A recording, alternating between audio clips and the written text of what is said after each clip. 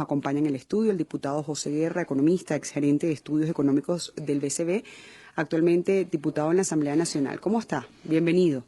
Buenas tardes, Chayna. Buenas tardes a toda la audiencia de Uno Radio a esta hora. Gracias por acompañarnos. Se esperaba desde hace algunos días que el TSJ tomara esta decisión. Es decir, muchos venezolanos dicen que todo lo que haga el Parlamento Nacional, el TSJ, siempre se va a pronunciar y no justamente para apoyarlo. Bueno, hay que esperar en realidad.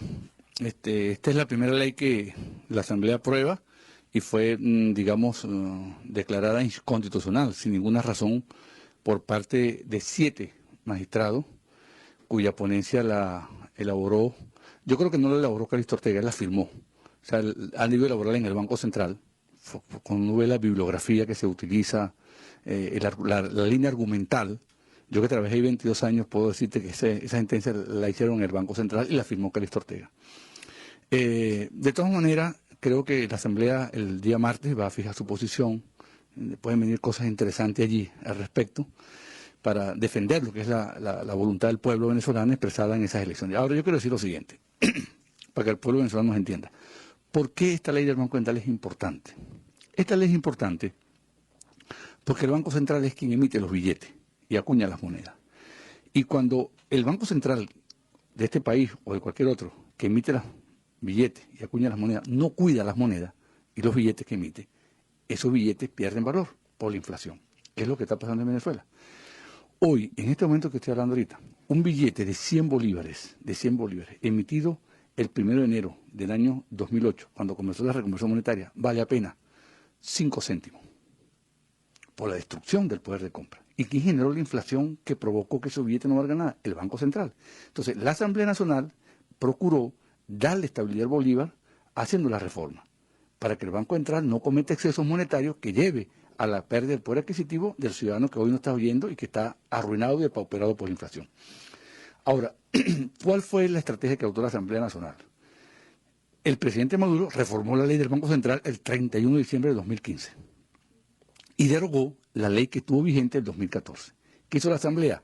Restituyó la ley de 2014, que era legal, que era constitucional y que estuvo vigente. ¿En cuáles puntos, diputado? No, en 3 puntos fundamentales. 1, la potestad que tiene la Asamblea Nacional de nombrar 2 directores del Banco Central.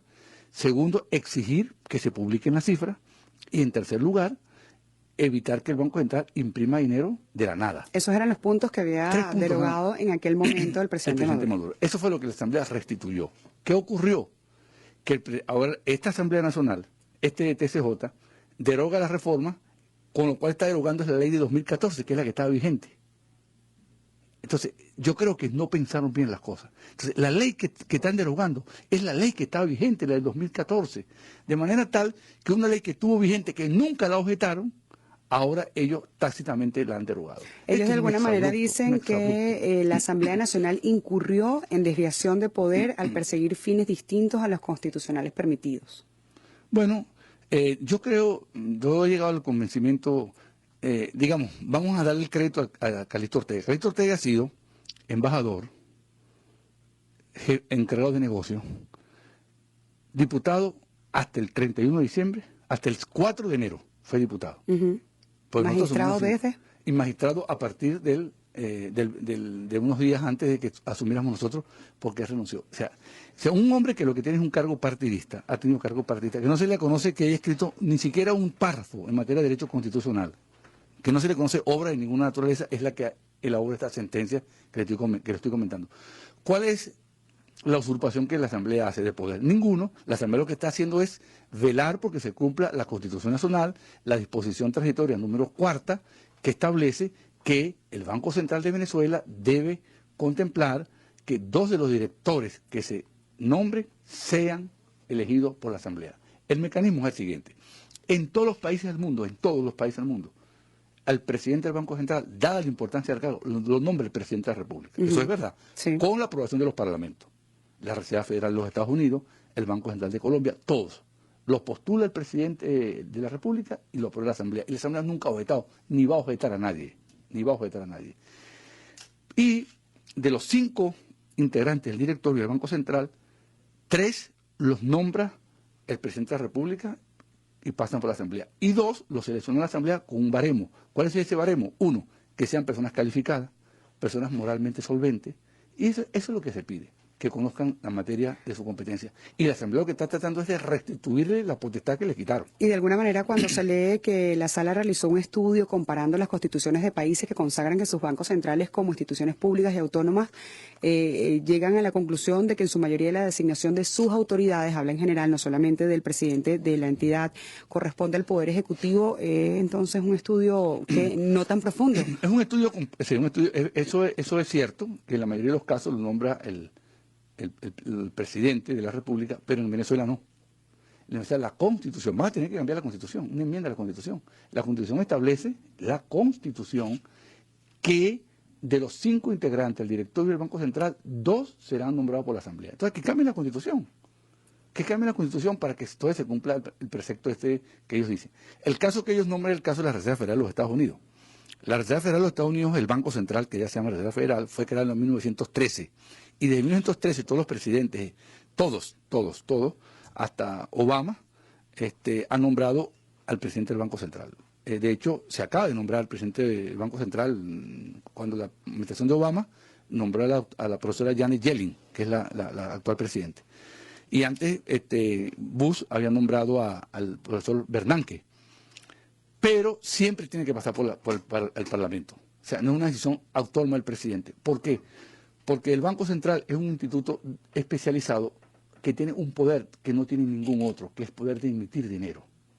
Y para emitir dinero, tú le diste la facultad para que emita dinero, pero tienes ahora que te establecer el control. Y el control lo ejerce el Parlamento, que es la voz del pueblo. ¿Por qué? Porque el dinero al final quien lo recibe es el pueblo. Entonces el pueblo, representado en el Parlamento, tiene que vigilar, tiene que cautelar que esas emisiones de dinero se hagan de manera sana para que no acaben y destruyan el dinero que el propio Banco Central ha creado.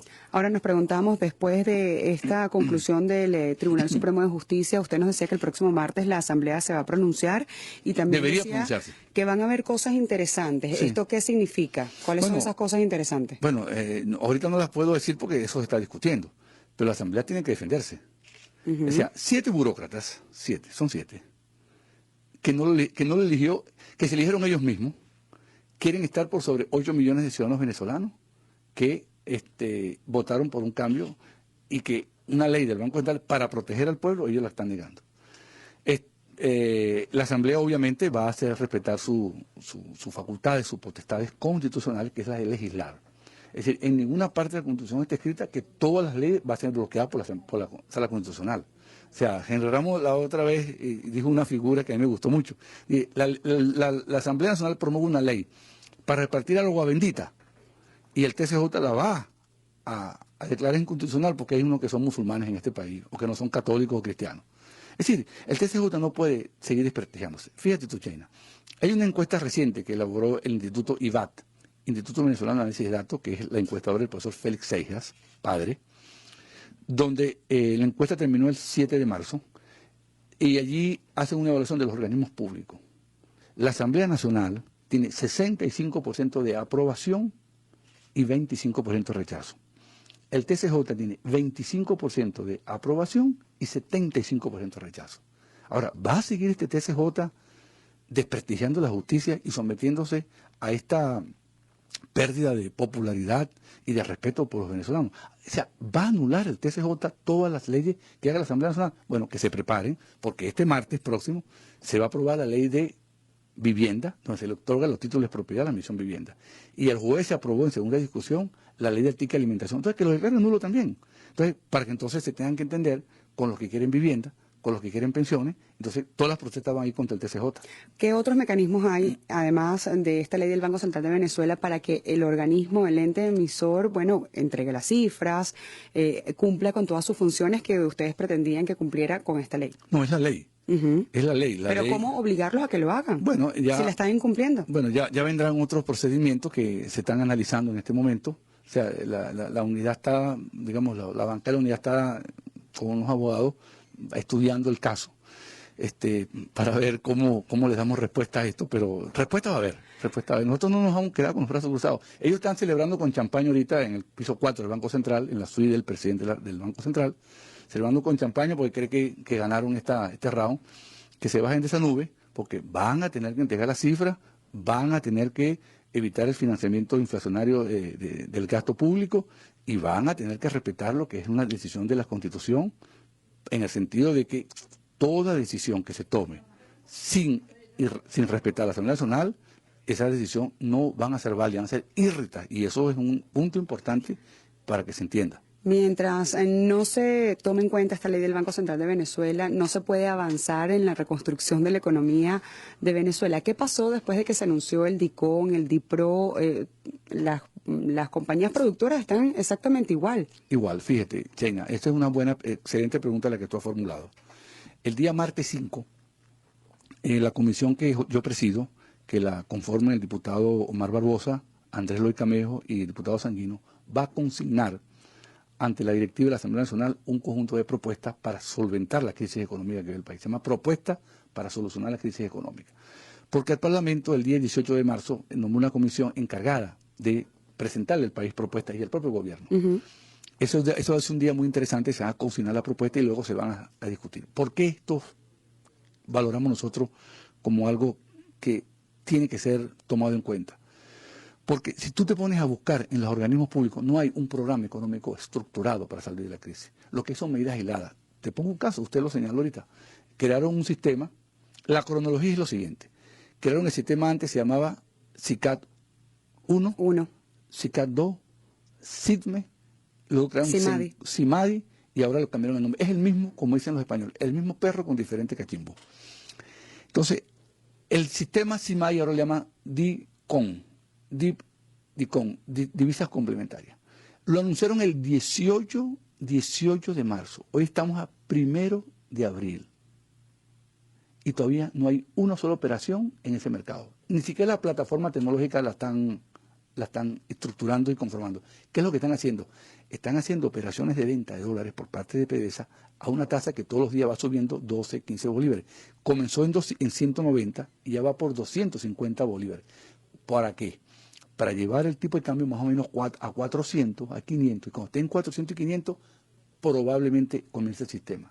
Pero no hay ninguna otra medida monetaria ni fiscal. Usted busca dónde puedo conseguir una explicación del programa económico que tiene que seguir Venezuela para resolver la crisis, no lo vas a encontrar. Pero le pregunto... perdón, Teina, ya con esto termino, disculpa que te interrumpa, pero el martes y el jueves, en la página de la Asamblea Nacional, la gente va a ver la propuesta de la Asamblea Nacional para resolver la crisis. Y te voy a adelantar el título. Son 10 propuestas que estamos haciendo que atacan los puntos fundamentales para la resolución de la crisis económica de este país. ¿Qué pasa igualmente si cualquiera de estas tasas llega a 500, como usted ha dicho, que estaban esperando para comenzar a venderlas? Si el tema es que no hay ingreso de divisas, ¿dónde están las divisas? Bueno, la divisa la tienen ellos, la tiene PDVSA, quedan pocas en el Banco Central y por eso es que está subiendo el precio. Pero el tema está en que tú no puedes decretar una devaluación de esa magnitud, porque es una macro devaluación, sin que esa devaluación vaya acompañada de otro conjunto de políticas. Por ejemplo, ¿cuál es la política monetaria del Banco Central? Mire, China, esto está estudiado, la ciencia económica ha estudiado esto, ya esto se conoce. Esto es como cuando un médico examina a un paciente, le ve, tiene fiebre, está estornudando, siente el cuerpo flojo, una virosis. Y le recomienda, para la virosis es acetaminofén, reposo, bastante líquido. Cuando un economista ve una inflación de 400%, como la que tenemos hasta febrero, ve el cuadro, va al Banco Central, ve crecimiento monetario 300%, devaluación 200%, y dice, esto es un cuadro inflacionario. Entonces viene la medicina. ¿Cuál es la medicina?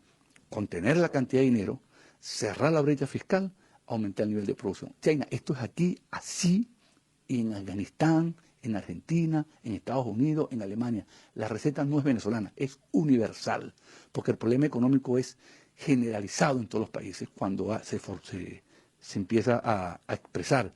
No hay una solución venezolana, la solución general, así como no hay una solución venezolana a una gripe. O sea, pero generalmente el paciente se cura cuando se quiere curar y se toma la medicina, ¿no? Y reconoce que está enfermo. Entonces, ¿cómo hacer ante un modelo que se dice que quiere ser autosustentable, que tenemos que producir nosotros mismos sin insumos de afuera, con una deuda increíble, con el aparato productor que se va paralizando poco a poco? Es como complicado curar al paciente. Sí lo es, pero sí hay cura porque y en esas propuestas que va a formular la Asamblea Nacional del Gobierno, que hemos estado trabajando en ello intensamente, van a estar contenidas las propuestas. Te puedo dar una pincelada de ellas, o sea, en materia fiscal, por ejemplo, en materia monetaria, en materia cambiaria, en materia productiva, y en un tema que usted lo acaba de mencionar así tangencialmente, que es el problema de la deuda externa. ¿Qué vamos a hacer con la deuda? Se nos vencen 7.500 millones de dólares de aquí a diciembre. ¿Qué pasa si sacan un nuevo bono, que también era un tema que andaba por allí circulando? Sí, bueno, si sacan un nuevo bono, o sea, la República, para pagar la deuda, va a tener que pagar 30% en dólares. Que tampoco tiene. Bueno, China, te voy a decir una cosa. Uruguay refinanció la deuda el año pasado. ¿Usted sabe cuánto paga Uruguay por deuda externa? Que no tiene una gota de petróleo. 6%. Nosotros, si emitimos un bono ahorita, pagamos 30%, porque nadie cree en la política económica de este gobierno. Entonces, hay que hacer otras cosas. Hay que tener una visión global de la solución al problema para que los mercados internacionales te puedan creer y decir, bueno, esta gente seria no tiene problema de liquidez ahorita, pero es solvente, tiene las mayores reservas de petróleo del mundo, ¿verdad? ¿Cómo es que está pagando tasas de interés del país en quiebra? Entonces hay que reestructurar las cosas, hacer un nuevo programa económico y yo creo que con eso va a venir la solución al problema. Esas 10 propuestas que se van a presentar en la Asamblea entre martes y jueves de la semana que viene, ¿alguna va de la mano con estos motores que ha anunciado el presidente Maduro, los 14 motores? ¿Qué rescataría de ahí, diputado? No, es que o sea, los motores no son una política económica, son un enunciado. Pero no hay... Tú dices, bueno, yo te digo, ¿cuál es la política para bajar la inflación? Entonces, el diagnóstico que ellos hacen es el siguiente. El paciente tiene gripe, entonces ellos dicen, no, es que no es gripe lo que tiene el paciente. El paciente lo que tiene es que le duele un pie. No. O sea, ellos dicen, hay un problema inflacionario, es la guerra económica. Con ese diagnóstico nunca vas a acertar en la solución al problema. Nunca. Porque entonces... ¿y cuándo comenzó la guerra? Y si la inflación empieza a bajar, entonces se acabó la guerra económica. Esto no tiene ningún sentido.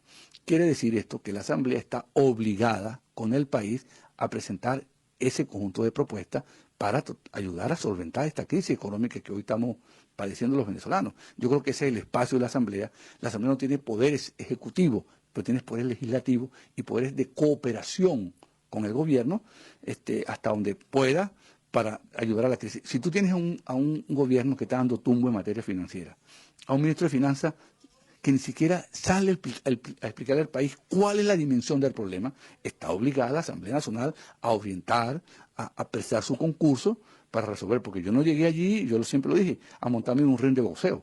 O sea, la Asamblea para mí no es un ring de boxeo, es un espacio para discutir, hablar, argumentar y plantear soluciones, que es lo que la Asamblea está buscando ahorita.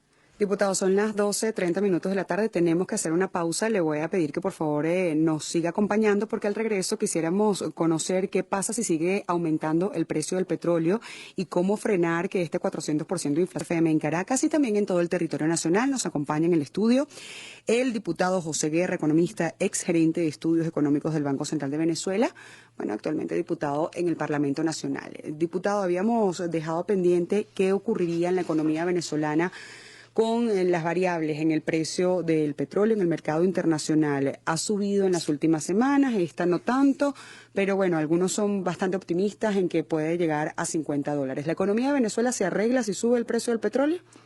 Bueno, yo creo que sería un acto de irresponsabilidad hacer toda la apuesta de la economía y de la sociedad venezolana que sube el precio del petróleo. El precio petrolero estuvo desde el año 2009 hasta el año 2013 estuvo sobre $100. Y ahí fue que se incubó la crisis. De manera que el petróleo no es pues lo que nos va a salvar de la crisis. La crisis la vamos a salvar nosotros con una política económica distinta, con unas reglas distintas. Porque fíjese usted que los países petroleros de la OPEP, todos tienen los mismos problemas de Venezuela desde el punto de vista de la caída de los ingresos, pero ninguno tiene una crisis como la que tenemos nosotros. Quiere decir que no es el precio, es la estructura de la economía la que está haciendo agua por todos lados. Y yo te digo, tengo mucha confianza de que nosotros en Venezuela, con una política económica distinta, con un equipo gubernamental que conozca los temas económicos y financieros, que salga a los mercados internacionales a buscar financiamiento, a presentar un país con todas sus posibilidades, esta economía se recupera rápidamente. Y en eso es la apuesta que tiene la Asamblea Nacional ahorita. Yo tengo muchísimos contactos con gente de bancos centrales y de otras economías porque trabajé mucho tiempo acá en el Banco Central de Venezuela y tengo amigos que ya están retirados. y que estiman que Venezuela, con todo el potencial que tiene, con las mayores reservas petroleras del mundo, tendría todas las condiciones para hoy salir al mercado a buscar financiamiento a tasas razonables, como las que logró Uruguay hace un año, que está financiando hace 6%, Colombia 5,5%, Chile a 4,5%. Pero fin. eso repotenciando la industria petrolera, es decir, Sí, no puede comenzar Venezuela en el año 2016 y empezar a enfocarse o a pretender vivir de la minería ahora, ¿no? No, eso es una ilusión que no se puede materializar. Venezuela ahorita, la recuperación vendría por el petróleo principalmente, por la producción de petróleo, no por el precio del petróleo, por la producción de petróleo y luego ir reactivando otras industrias, por ejemplo la industria de alimentos. Venezuela está produciendo hoy 30% menos alimentos que hace 6 años. Entonces tenemos que recuperar la producción de alimentos, porque aquí la política del gobierno consiste en importar de Brasil, de Estados Unidos, de Colombia, de Uruguay, de la Argentina, y ya no es posible importar. Entonces hay que producir en Venezuela, pero para producir hay que tener varias condiciones. Respeto a los derechos de propiedad, abastecimiento de materias primas y otro tema, China, sin lo cual no se puede arrancar la producción, electricidad. Tú puedes tener todas las materias primas, tú puedes tener todos los trabajadores, tú puedes tener un ambiente apropiado. Y si cuando vas a pasar la cuchilla para subir la producción no hay luz, no vas a producir. Entonces, es un conjunto de políticas las que hacen falta para la resolución de la crisis económica. ¿Qué pasó con la comparecencia, con las entrevistas a todos estos funcionarios que no han ido? Sí, la ley establece que tienen hasta dos o tres invitaciones para asistir si no son expuestos a sanciones.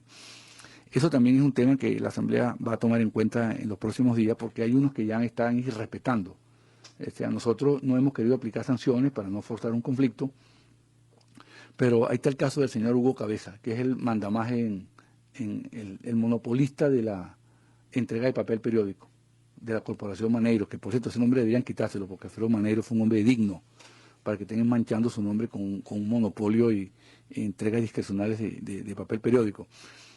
No ha querido ir, no ha querido comparecer, y así ha pasado con Nelson Merente, que ha sido citado 2 veces y no ha ido, siempre saca una excusa a última hora, y la Asamblea ha sido muy, muy condescendiente, y yo creo que hasta ingenua en esto de permitir que sigan abusando de ella. Yo creo que ya llegó el momento de apretar la mano, y aquel funcionario que respete la ley, que no vaya a las comparecencias, porque no es interpelación, es comparecencia, bueno, se le aplica la sanción que establece, una sanción pecuniaria y una sanción administrativa que lleva a la destitución del cargo. Yo creo que para allá vamos a tener que ir si ellos piensan que la Asamblea Nacional va a estar allá adorno. La Asamblea Nacional fue electa por el pueblo y va a hacerse respetar con decisiones que va a tomar de manera perentoria en ese sentido. Usted nos decía en la parte anterior que la inflación para el mes de febrero estaba cerca del 400%. 424. 424, para ser anuales, más exacto. Es decir, febrero 2016 versus febrero 2015. ¿Qué pasa si seguimos en esta inacción, en de no hacer nada? ¿En cuánto podría cerrar la inflación en el año 2016? Bueno, fíjate que está pasando un fenómeno interesante, que es que el gobierno no está entregando dólares a 10, sino lo está entregando a 400. Entonces, una tasa de cambio que salta de 10 a 400 para un importador es sustantivo, ¿no? Entonces, eso se ve reflejando en unos precios y es probable que la inflación siga escalando a 500, 600 y puede llegar inclusive hasta 1000%, que sería una hiperinflación. Hiper significa hiper, prefijo alto, inflación, que los precios suben de manera acelerada y pronunciada. Yo creo que estamos en el borde de un proceso hiperinflacionario y por eso es que la Asamblea Nacional tomó muy en cuenta la reforma de la ley del Banco Central, porque no hay manera de contener un proceso de hiperinflación si no tiene un Banco Central independiente y dispuesto a frenar justamente ese crecimiento desmedido de la cantidad de dinero, que es lo que crea la hiperinflación, lo que llaman los argentinos la maquinita de fabricar dinero. Fíjese que mientras se toman todas las decisiones, se hacen los pronunciamientos, se da la voluntad de aplicar algún cambio para mejorar la economía del país, eso no deja de afectar a todos los venezolanos. Hoy leíamos un informe que daba data de que familias venezolanas estaban haciendo solamente 2 comidas diarias. Sí. La calidad, informe de la UCB, creo, ¿no? Sí, de varias universidades. María Herrera. Exactamente, con ella íbamos a conversar en el día de hoy, lo vamos a dejar para la semana que viene, pero esa situación es muy grave, es la realidad que se conoce de algunos casos, hay otros que son peores, está la situación de los medicamentos, está la situación de los servicios públicos, no estamos descubriendo o diagnosticando este problema económico en la mejor condición de Venezuela. ¿Qué se puede hacer? ¿Cómo le dice usted de repente a los ciudadanos, a los mismos que votaron por usted, que hay que hacer esto de otra manera, pero que hay que esperar.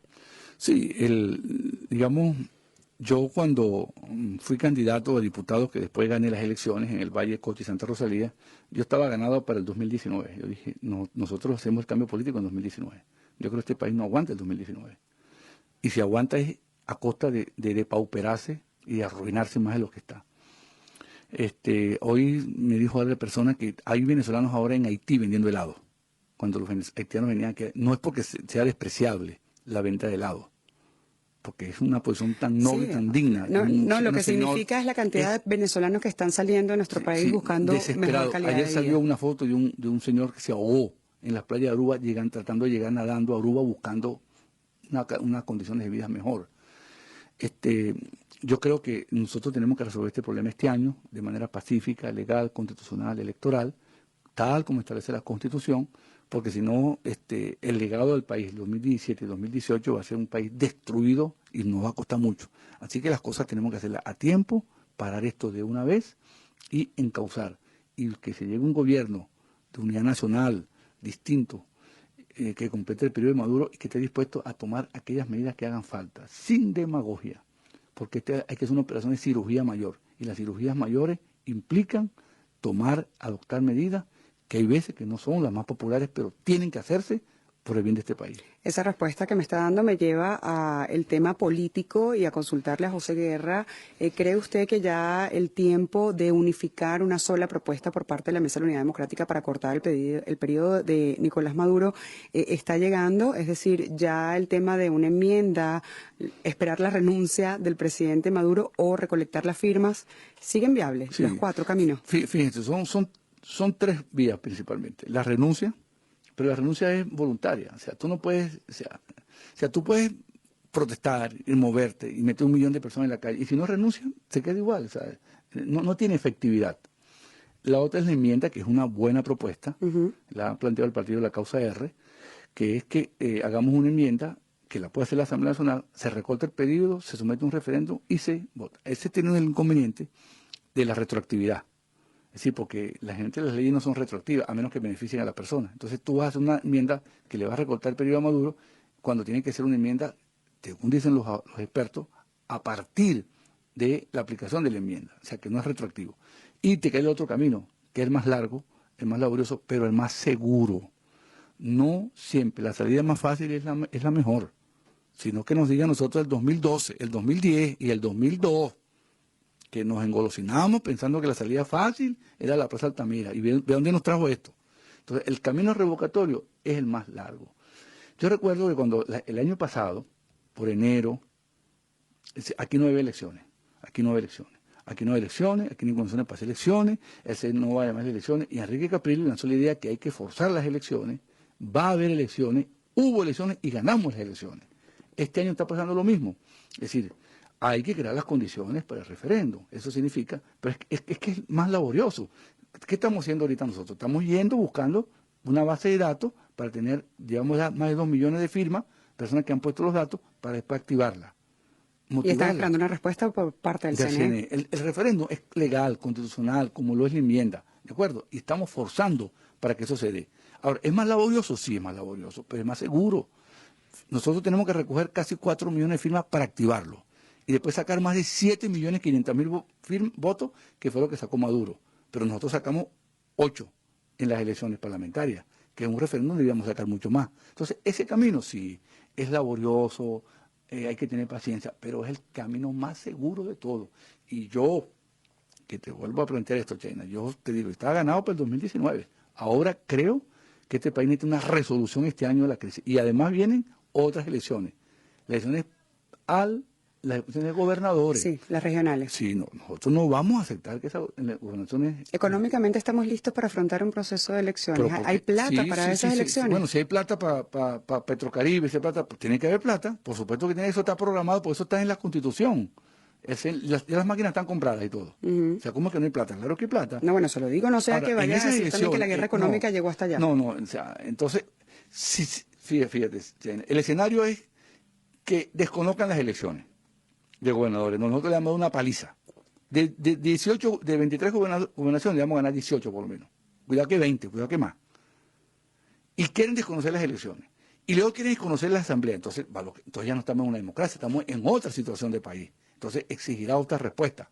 Pero, entre tanto, tú tienes que seguir trabajando, escoger tu candidato por consenso, donde haya consenso, por elecciones primarias, donde haya condiciones para la primaria, y tener tus candidatos listos para cuando se arranque el proceso, partida, ahí están los candidatos de la unidad. Hablando de candidatos, ¿qué opina de las recientes declaraciones del exministro de Interior y Justicia, Miguel Rodríguez Torres? ¿Sobre? Que va a comenzar a recorrer el país. Me parece muy bien. Te digo, yo creo que Rodríguez Torres está haciendo cosas muy interesantes. Por ejemplo, Miguel Rodríguez Torres dijo que el esquema económico actualmente no funcionaba, que le parece un disparate tener un dólar que tenga 4 precios, que hay que darle incentivo a la propiedad privada. Me parece que eso es razonable. Ahora, ¿Rodríguez Torres cometió errores en el pasado? Sí. ¿Reprimió cuando fue ministro? Sí. Pero hoy tiene una posición que hay que tomar en cuenta, porque él viene del gobierno, conoce bien eso, y la posición que ha tenido a mí me parece razonable en ese sentido. Y yo creo que es un elemento que uno no puede dejar de lado y despreciarlo, decir, bueno, ese viene del gobierno, no. Porque, si es con ese criterio, y los votos que sacamos nosotros en el 6 de diciembre del 2000, ahora, en diciembre de 2015, que nos permitieron ganar, ¿de dónde vinieron? ¿De la luna? ¿O fue gente que votó por el PSV? Entonces tú lo vas a despreciar porque viene del PSV. No, tienes que oírlo. Yo te soy una persona sumamente amplia que oye las posiciones, y lo que Rodríguez Torres está diciendo coincide con lo que nosotros hemos dicho hace tiempo. Dentro de la Mesa de la Unidad Democrática están trabajando ahorita engranados. Sí. Eso está trabajando. Claro, obviamente, acuérdate que la unidad es una alianza muy diversa, que tiene 4 partidos, digamos, más fuertes, y tiene otros partidos un poco más pequeños, más chicos, pero siempre se va a resolver los problemas, fíjate. Recuérdate cuando renunció Ramón Guillermo Veredo. Eso fue en el 2013, noviembre. Estábamos de la desbandada. La unidad se recompuso. Eligió a Chodo Torrealba. Chodo Torrealba trazó una línea. La línea fue seguida y ganamos las elecciones. Nadie daba un céntimo por la unidad. Dividida, fracturada, los partidos peleando, y logramos unirnos. Y ahora va a pasar lo mismo. Aquí decía, no vamos a poner de acuerdo. No nos pusimos de acuerdo. Yo gané una primaria en el Valle Costa y Santa Rosalía, y todos los compañeros míos ganaron unas primarias y otros fueron electos por consenso. Porque hay un mito que todo tiene que ser por primaria, no es verdad. China, porque si tú logras que los partidos fundamentales que concentran el 80% de los votos se pongan de acuerdo, no hace falta la elección primaria. Cuando no hay de acuerdo hay que hacerla. Claro. Y fíjate tú, lo que se lanzaron fuera de la unidad. ¿Cuántos agarraron? No llegaron ni al 0,5% de los votos. Los votos están en la unidad. La unidad es un activo fundamental para este país. Y ahora, las encuestas, por lo menos esa que yo vi, del doctor Félix Seja, empiezan a decir que la unidad tiene, el 65% de los venezolanos creen que sí tiene un proyecto de país para resolver el problema de la crisis, que es lo que nosotros estamos buscando ante tanto tiempo, porque no nos veían como opción. Ahora sí nos ven como opción. Es José Guerra ganado a la idea de que los problemas de Venezuela se resuelven en Venezuela y no tenemos que esperar ningunos pronunciamientos internacionales. Esto se lo pregunto por las gestiones que se están haciendo, por la posibilidad de solicitar la activación de la Carta Democrática Interamericana. Todo eso ayuda. Todo eso ayuda. Ayuda a crear un clima internacional de opinión, porque el gobierno está aislado a nivel internacional. El gobierno le queda un reducto de apoyo, que es el Foro de Sao Paulo. Los mendigos de América Latina que vienen a Venezuela el 19 de abril a buscar la cuota parte de un país en ruina. Pero los grandes aliados los tenemos nosotros, los países más democráticos del mundo, el Parlamento Europeo, el Parlamento de los Estados Unidos, la Unión Interparlamentaria Mundial, el Parlamento del Sur. O sea, todo eso están con la propuesta. Y mientras más arbitrariedades cometa el gobierno, más se va a aislar a nivel internacional. De forma tal que los problemas son de acá, pero necesitamos el apoyo de la comunidad internacional para que nuestra lucha tenga eco a nivel mundial. Pero la solución no está ni en Estados Unidos, ni en Colombia, ni en Bruselas, donde está la sede del Parlamento Europeo, está acá. Cuando los venezolanos racionalicen, entiendan, y comprendan y se activen en pro de un cambio que es lo que el país requiere. Finalmente, diputado, no puedo dejar de preguntarle, después de hablar de lo macro, ir a lo micro. A cualquier ciudadano venezolano se le puede dar algún consejo, alguna guía, algo de cómo un venezolano en este momento se administra. Es muy difícil, cuando hay un proceso de hiperinflación es muy difícil los que tienen bolívares sobrevivir. Esa es la realidad. No estoy diciendo que vayan a salir a comprar dólares, o moneda extranjera, cualquier tipo, pero es muy difícil porque el sistema financiero está cerrado para la gente, O sea, tú vas a abrir una cuenta, suponte que tenga 1.000.000 de bolívares, 500.000 bolívares, lo va a poner en un banco. ¿Cuánto le va a pagar el banco? 5%. La inflación es 500, está arruinada. Vas a comprar un carro, no hay carro. Quiere comprar un aparato, no hay. Entonces, ¿qué puede hacer? Bueno, invertir en su casa, invierte en usted mismo, mejore su vida, su estatus de salud, capacítese, aprenda un idioma, tome un curso en el exterior si lo puede tomar y fórmese para que cuando la situación mejore usted tenga una mayor capacitación, tenga mayores herramientas, habilidades que le permiten entonces entrar, porque este país va a tener que modernizarse, este país hay que rehacerlo. Estos días me dijo un italiano, señor italiano, de origen italiano, que me consiguió en un banco, me dijo, mire doctores, aquí todo está por hacer, todo. Y los que se quedan y los que están dispuestos a invertir y a quedarse aquí son los que van a prosperar y los que van a fructificar. Como hicimos nosotros cuando llegamos aquí en Venezuela en los años 50, que aquí no había nada y lo construimos todos nosotros. Trabajando con los venezolanos, yo creo que ese es el gran mensaje que hay que dar. Este es un país de reconstrucción. Aquí tenemos un problema muy serio, que es la cantidad de venezolanos que se han ido al exterior.